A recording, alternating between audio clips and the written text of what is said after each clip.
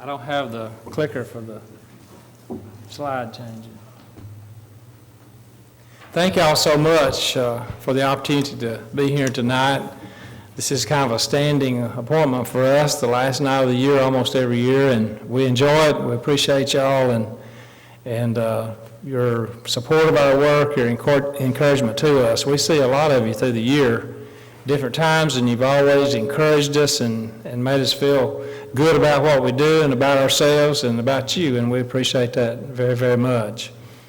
The last year's been a very, very good year in our work. We've had some breakthroughs in some places overseas that just amaze us, that the doors have opened and we've had the opportunities that we've had, and we've been blessed so much. We've been able to get into some places, and I'll talk about that, and Joey will talk about it as we go along. And some of you know we've had some health issues this year.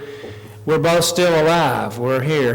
and but we did have, we had a bout with cancer. My wife and I both did. I had to have surgery. We had surgery 1 week apart, in the last week of February and the first week of March. And was successful. What they did was they told us that we're survivors and we're okay now, and we go back for checkups periodically, and those are good. Is this down in here? Okay. You just have to look sometimes. Oh, me, that looks a lot. Oh, it's the other one. It's not this one. It's this one. I thought. But anyway, things on the health front, we recovered quickly, and we've been able to resume full force, and just keep us in your prayers. I know many of you have prayed for us through the year, and those prayers are important, and they make a difference. We believe that, and we know that, so thank you for that. Joey's here with me tonight, and I think Joey's been here before, a time or two or more. And of course, I couldn't do what I do. We couldn't do what we do without Joey. And he's moving into the lead, and I'm moving over to the side and letting him take over, and he's doing a great job of it. He's traveled for about 30 years in the mission field, and he knows the work inside out. And so we're so thankful to have Joey taking the lead. And then our other son, Jeremy, works with us on a full-time basis as well. And we also have a third son that works with us and makes trips with us every year. So we're very fortunate within our family to have a lot of help, and that makes things good, because the work will go beyond us if it needs to, and I believe it does need to if the world stands, and we're thankful that we've been put in that place. I'll get into it. We are commanded, as was read, I appreciate that reading, Matthew 28, Mark 16, Luke 23. We're commanded to take the gospel to every person in every nation in all the world. We know that over 1 million people die every week who have never heard the gospel a single time, and they have no opportunity to hear it. There's nobody to preach to them where they live. And so this job that's been given to us as the church, it's a commandment just like the commandment for us to be here today, for us to take the Lord's Supper, or to sing as we did today. And those were good songs we had this evening. Those are all things that we're supposed to do, we're commanded to do, and this is too. So when we face God in judgment someday, we'll give an account as to how we've dealt with this requirement of us as the Lord's church. And that's why we structure our work the way we structure it. That's why we approach it the way that we do, because so many need to hear and so many are not hearing across the world. If you can see those circles that are coming up there on the map, there's going to be 4 of them. Those are the areas of emphasis in our work. And really over on the right side, the 2 circles are over Asia and Southeast Asia is 95% of our work. And that's where almost 4 billion people live that have no access to the gospel. So that's the target area for our work. You think about 50-something million people dying every year, and most of them right there in that place that have never had an opportunity to hear, let alone hear the gospel. So we target Asia. We do have some work in Central Africa, Eastern Central Africa. About 2 or 3% of our resources go into that. We have different people that work with us. Our sons work together with us, but we have another dozen or so people that help us in different ways. And there's two people that work with us in radio. Y'all know Larry Murdoch, I know, and we're connected in radio. And also a man named James Jones in Dixon, Tennessee. He's been in radio for 65 years, and he knows it inside and out, broadcasting, and he's worked with big broadcasters all over the world. And James comes to me every now and then and says, we got an opportunity to do some work here or here or here. And most of the time it's in Asia, and most of our radio work in Asia, James is who we work through. But he came to me a few years ago and said, we've got an opportunity to do some radio work there in Africa. And it was only a couple of $100 a month, I think, to do what he thought we could do. And he had some follow-up people there, so we started it. And I just got a report from him the other day. All we do is support it, really. And we kind of provide some guidance and all of that. But he reported the other day right at 2,000 baptisms this year from our radio work there in Central Africa. And it's just amazing. And then we have work in Latin America. We cover all of Latin America with Spanish and Portuguese radio programs. And the response varies from place to place, but we've got some good growth areas in Latin America as well. Jeremy handles most of that work. But anyway, we're commanded to go to every place in the world, and we look where people need to hear. 3 things to get the job done. Number 1, reach masses. We only have a handful of missionaries across the world today who are out there leading programs to get to the populations that need to hear. And if you're one of those people, you need to know how to use mass evangelism. You could go to India, where over 1.25 billion people live, and you could settle in any place in India and work the rest of your life and maybe baptize thousands of people in just one place in India. But you can also go to India, like we do, with television and radio, and get thousands upon thousands of responses every month that you can study the Bible with by using the mass media tools in your work. So radio, television, internet, and literature. We follow up the responses to the electronic media by sending literature. We print and distribute about 1 million pieces of literature a year. And that's the initial step when a person responds, is to send that literature in their own language. We do a lot of printing, we do a lot of translating, and it's important to get it to them in their language. So that's number 1. Number 2 is to follow that up. You've got to go beyond just the mass teaching. You can't baptize people by correspondence. And so we have campaigns. We've got 32 projects, teams of people who work with us across the world following up. Now, we lead all of those. We participate in all of them at one time or another through the year. You have to make several contacts through the year and spend so much time with them. But these are local people who work with us. Most of them we've trained and baptized and taught and led, and they do about 1,200 campaigns, seminars, Bible seminars, and gospel meetings a year. We're baptizing about 300 people a week when we go through that process worldwide. And then if those people are going to stay with you, if they're going to continue to be a part of the Lord's church, they have to be grounded in the Scripture. That's what's happening to us in America. That's why we're not growing in the United States, is because our membership as a whole doesn't know the Scripture, and we're not aware when we're straying away many times because we don't have Bible knowledge. So in our work, what we do is we take a few from every place where there's baptisms, we bring them into our schools, we train about 600 people a year, and we make sure they know the book from cover to cover. And they go back to their congregations and they become the teachers and the preachers in those congregations and lead the worship services. We train men and women too, so women can teach the children and the other women.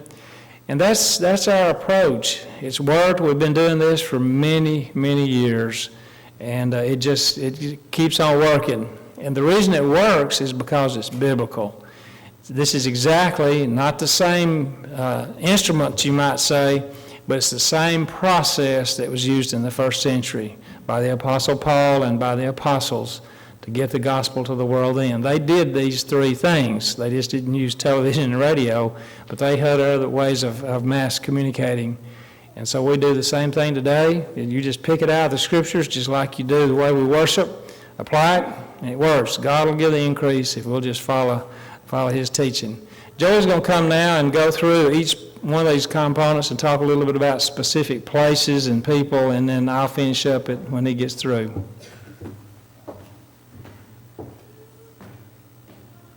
Y'all hear me? Thank y'all so much for helping. I do want to say that we couldn't do what we do without your help, and the people that you're going to see in just a couple of minutes in these pictures and in the video, they could not do what they do without your help. So we thank you so much. We owe y'all, they owe y'all, and God is glorified through this process. So thank you so much for helping. Thank you so much for praying for Mom and Daddy. It has been a rough year. It's been okay, but it has been rough, and we're just glad that they're both cancer-free, and we're able to continue with this work. So pray that we have many more years of this.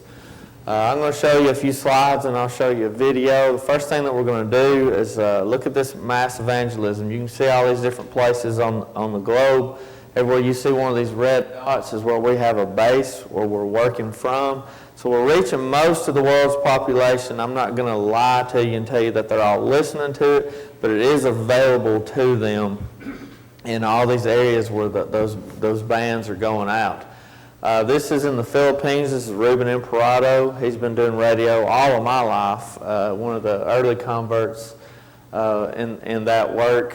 This is one of his students, Edwin Enzo. He was trained in one of his schools, and Edwin has moved back to where he came from on the other side of the Philippines and is doing a really good job. So he has radio over there. And that's what we want to see. We want to see people multiply and start doing these things in other areas. And that's just another one right there. That's a new one. I hadn't even seen that one, Daddy. This is Vinay David and his wife Reshma and family, and he's moved over to TV. They've done radio work for years and years in India, but we switched over to TV, getting a lot of results from that.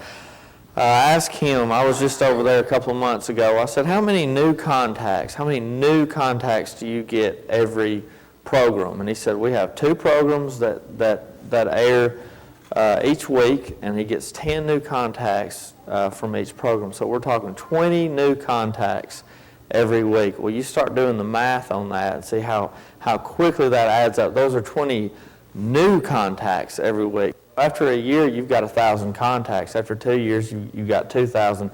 And they're all adding on to the ones that you're already studying with. So you've got a lot of people that you're studying with. And so just very quickly you become swamped, just completely swamped with trying to follow up on all these new people who are wanting to study the Bible. So that is a great problem that they're having there in Delhi. And so they do a lot of correspondence through the mail and using the internet and all kind of ways to contact these people and continue studying with them. This is the next step, is that literature. We make sure that we get something in their hands. Now, you can't always go out to these places. Just imagine if you have 10 new people to study with, 20 new people to study with every week, and one of them's in California, one of them's in Florida, one of them's, and they're spread out all over the place. You can't get to them. It costs too much money to go all over the place. So we use literature. We mail these books to them, and they study that. But eventually, you need to get out there to them. But this is one of the things that we do in every country. Make sure we have literature that's printed up in their own language. This is Jay Ati and his wife Nancy. This literature is going into China. They're working with a language population of 300 million people. So that's a lot of people that they're working with in this part of China.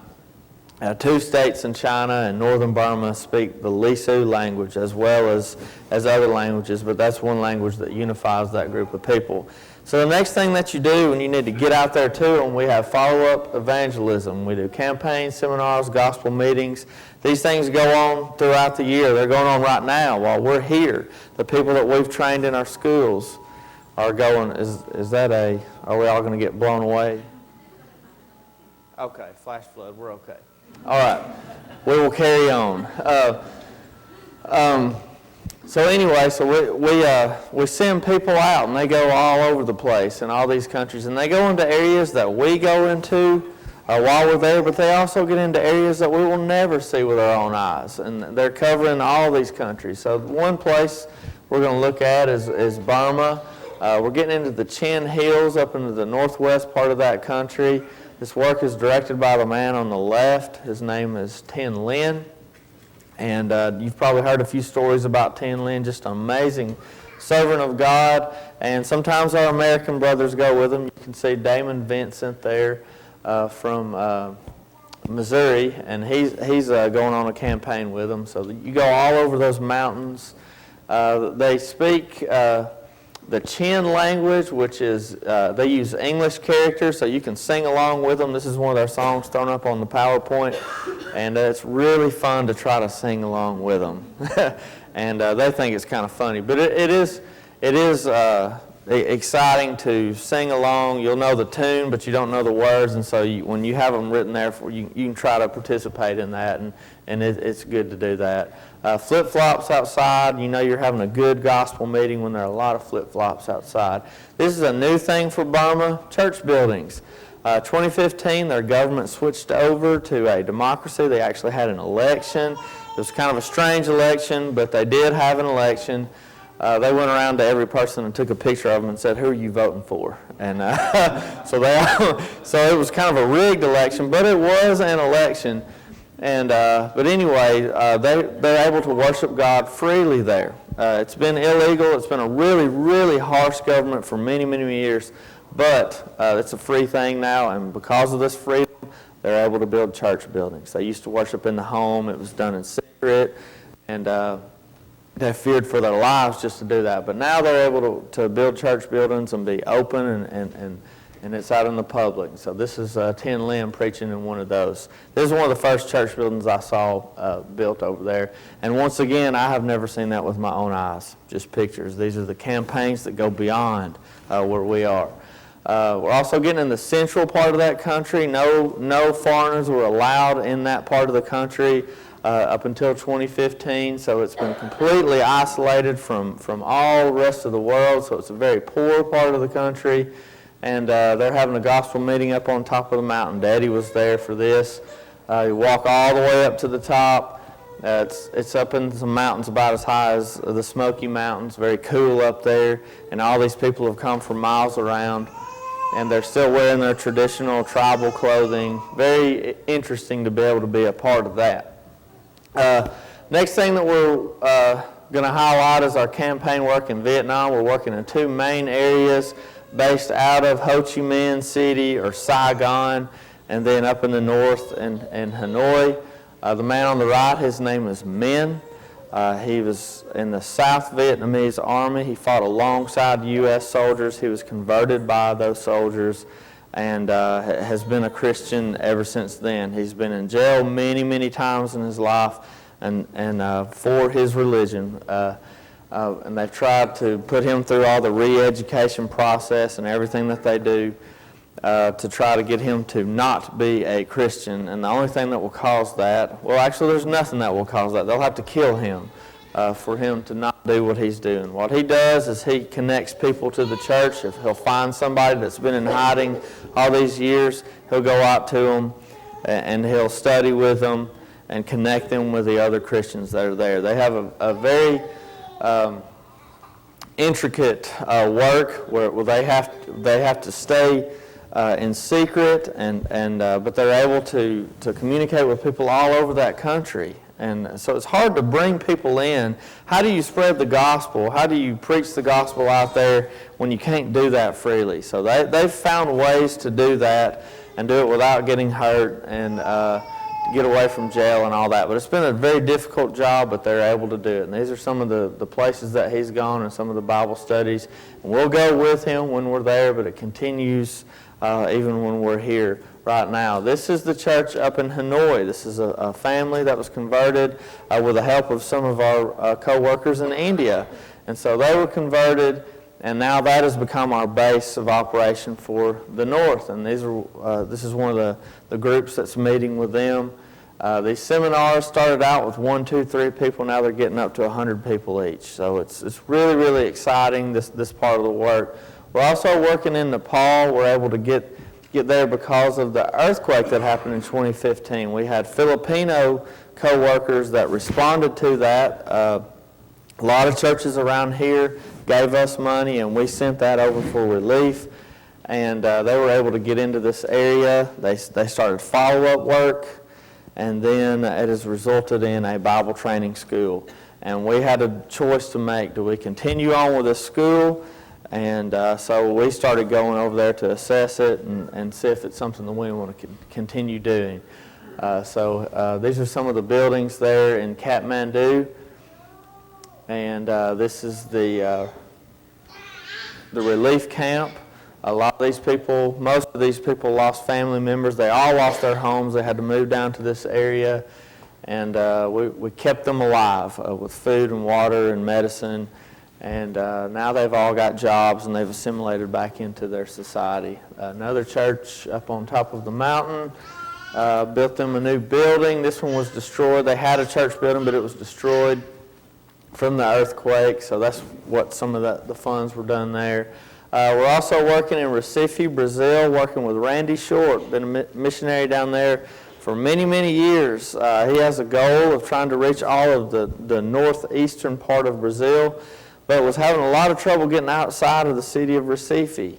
We went down there and talked to him and told him how we did things in Asia. He was real interested in the way that we did things in Burma with this training center and using that as a way of mass evangelism. And so he said he was going to try that. So he tried it, and it wasn't working. He did this for over a year, and then he decided, I'm going to tweak this and do it a Brazil way. Just do it a complete, the way that he felt like it would do better. They've planted 13 congregations in the last 2 years, and they have many other locations that they're starting up works in.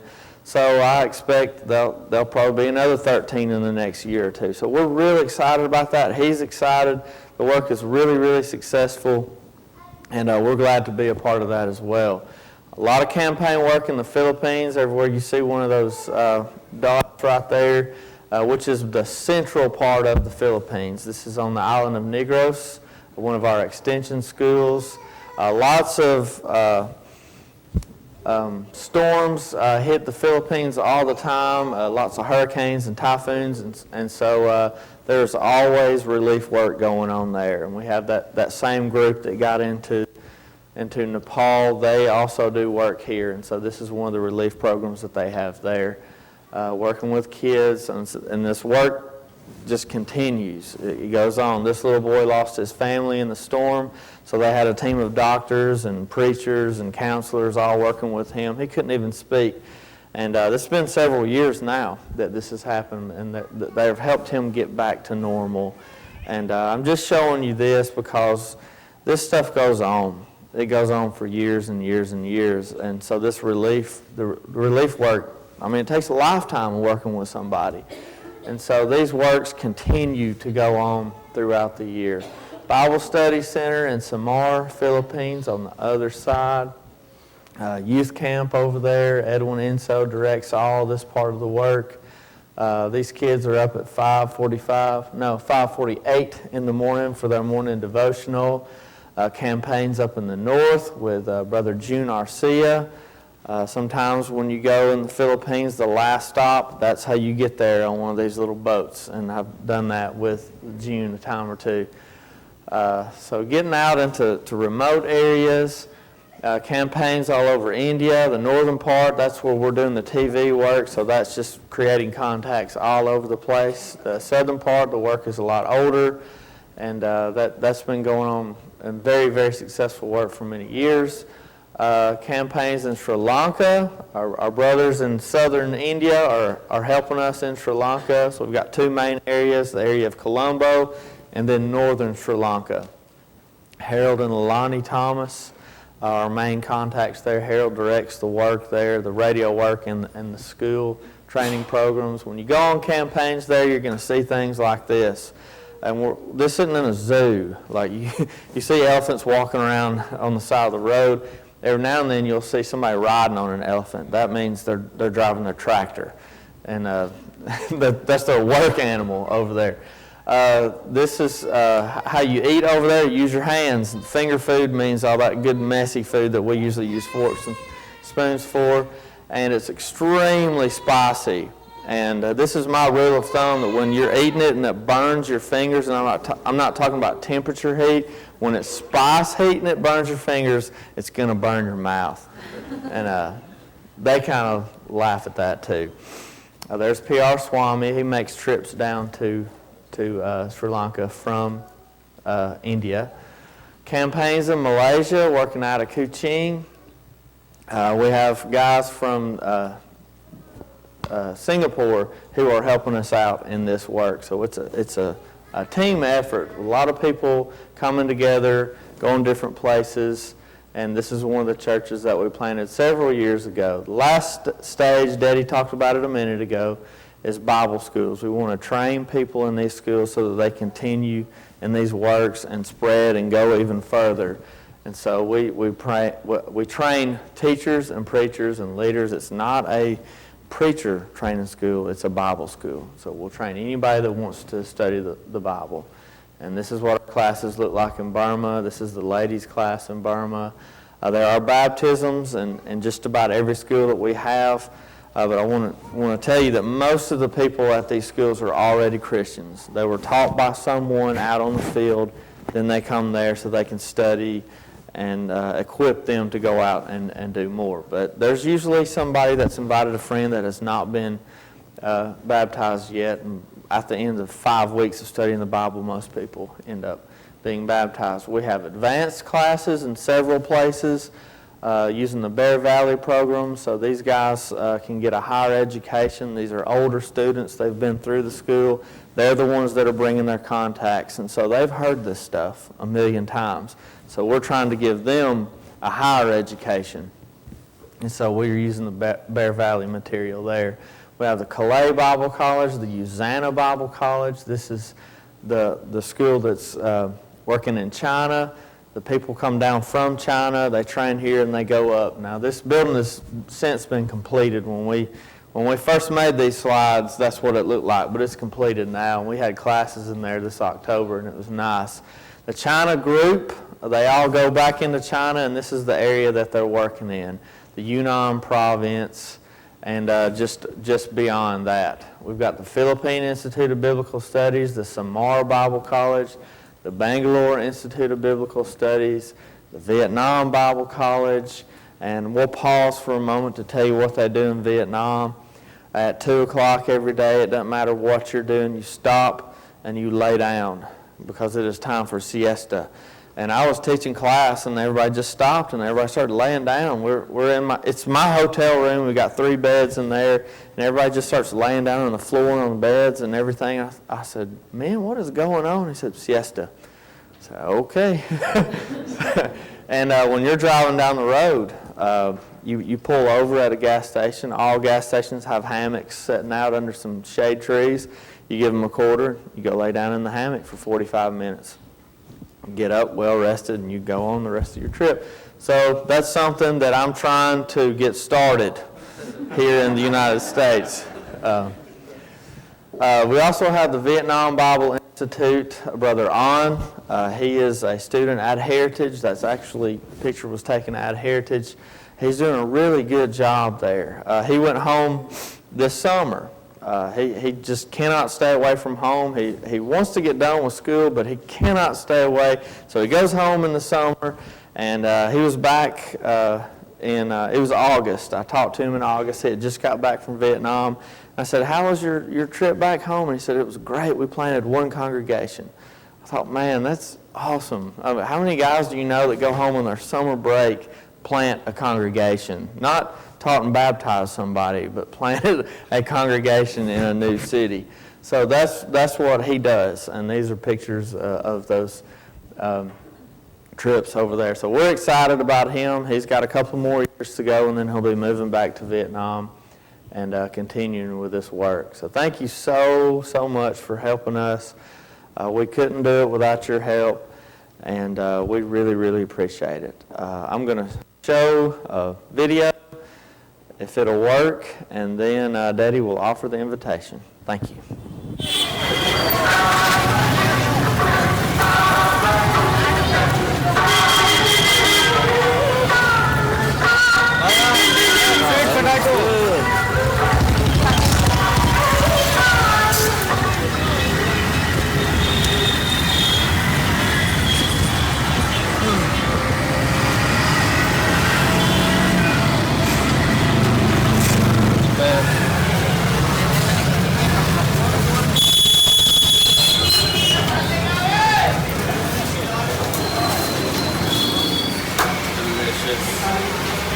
Fire down there.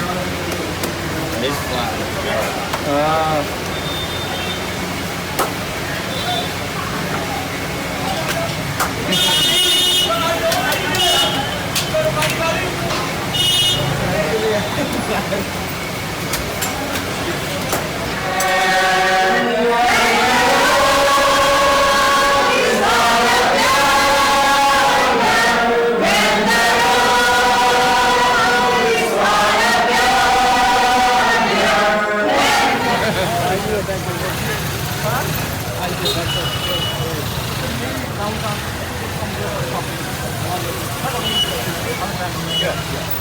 Right.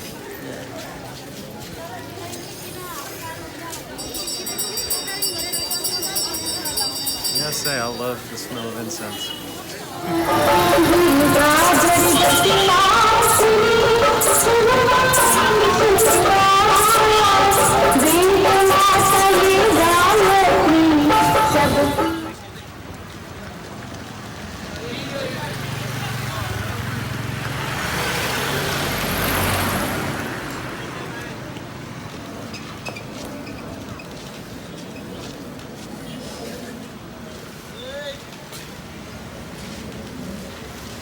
Wow. Whoa.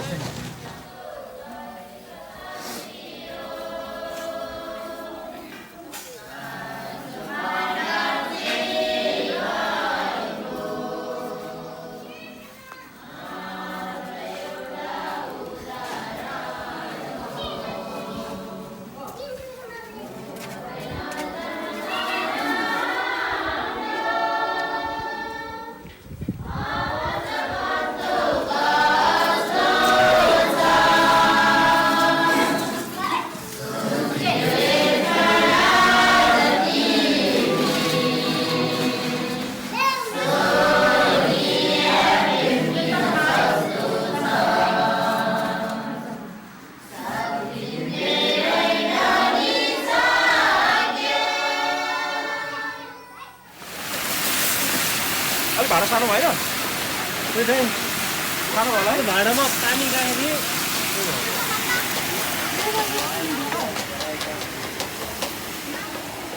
Ini lah di bangkar itu nanti.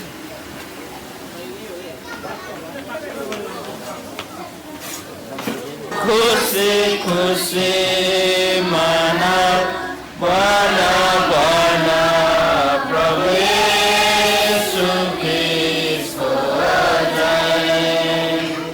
Bwana Bwana Prabhu Yesu Kristo ajaye. Mero lagi aye, mero lagi di, mero lagi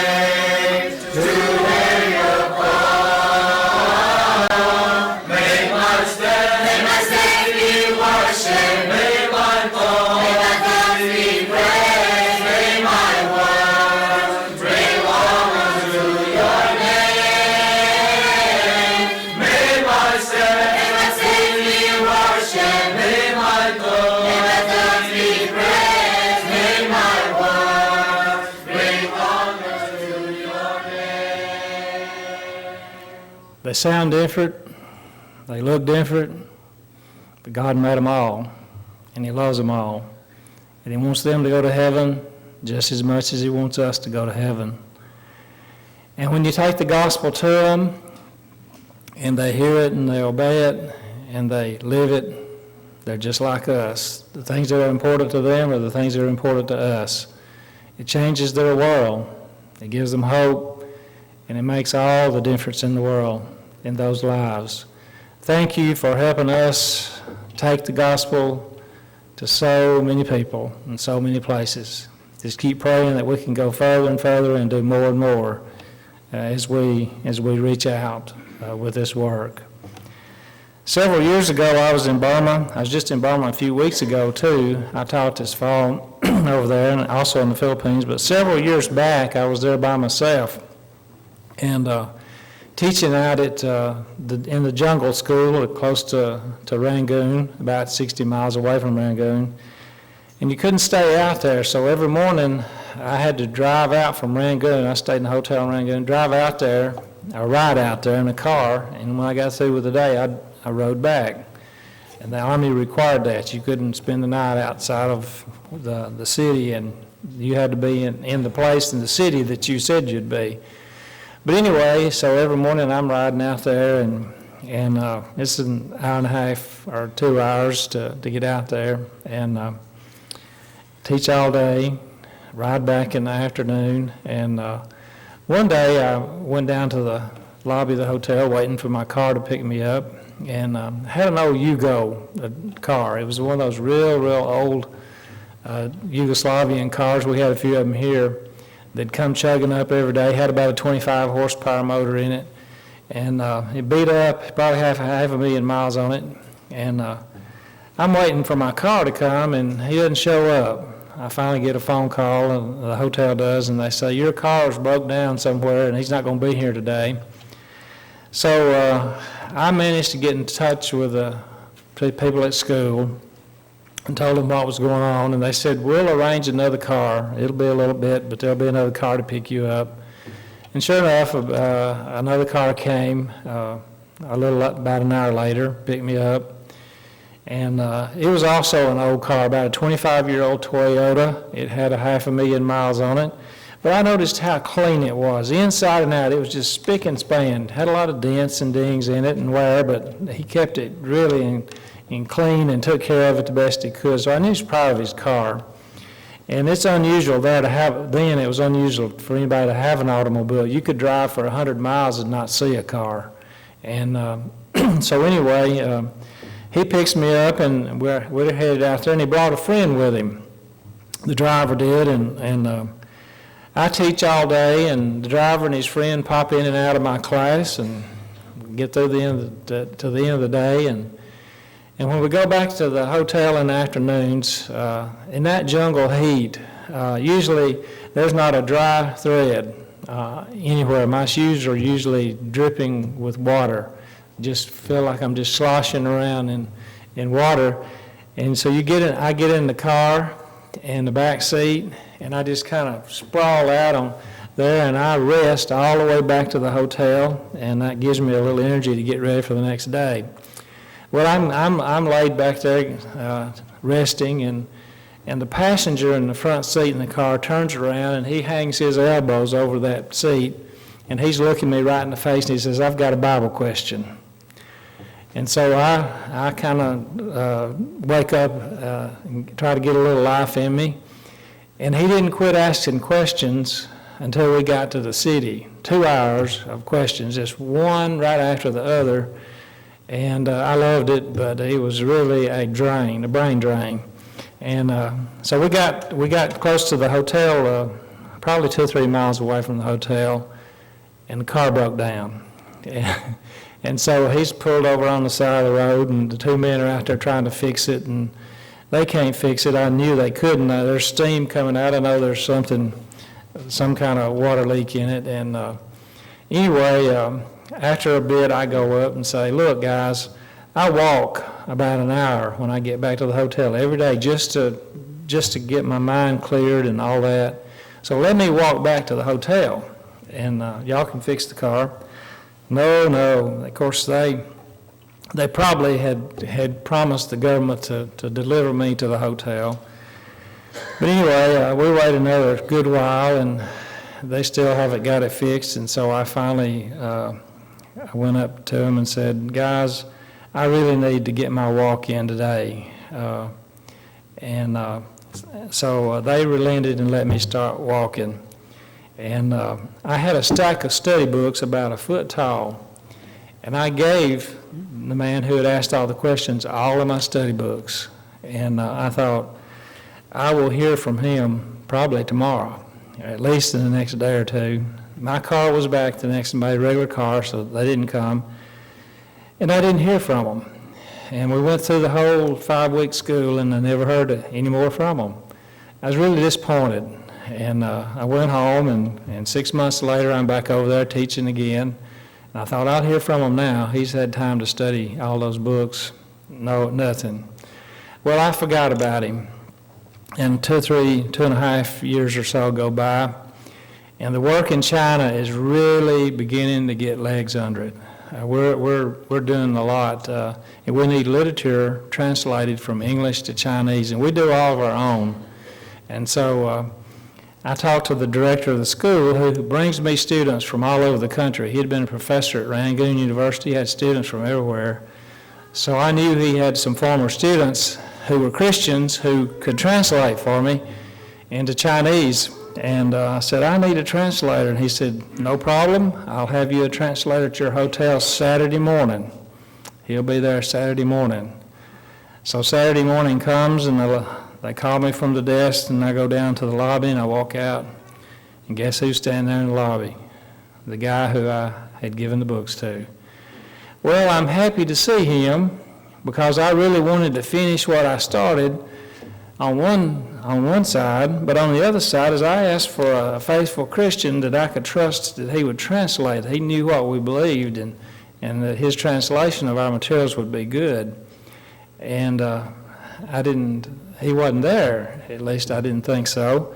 So we sat down. I thought, I'll make the most of this, and we sat down and started talking. He says, I read every one of those books through that you gave me several times, and said I still had questions. And I went back out to the school and got with the director, and he and I studied, and I obeyed the gospel. And I've been studying more, and he said, I'm ready to go to work. I'm ready to help you. And so I gave him something to translate, and he did, and he did a good job. And today, he leads our whole China program. Jayati is his name. His wife, Nancy, was with him there in one of those pictures, and he is golden. They are golden. They're a gem. And it's amazing what they have helped us accomplish in our work. And I guess my point in this story is for all of us, all the time, every day, go as far as you can go, doing what it is that the Lord wants us to do, what you have an opportunity to do. And I thought I had hit a brick wall. I thought that was the end of something that I had started that was very, very good. And I thought it was all over. And it was just the beginning. Because all of this is not in our hands. It's in God's hands. And if you'll put yourself in God's hands, He will do something with you. He will do something that He needs with you in this world for His kingdom. The providence of God, all things work together for good to those who are called according to His purpose. I believe it with all my heart. I believe in providence, and I believe God makes the things happen that make the difference. So as we close tonight, just think about yourself. Think about your life and your daily routines and the opportunities that you have, and go every day as far as you can go for the Lord.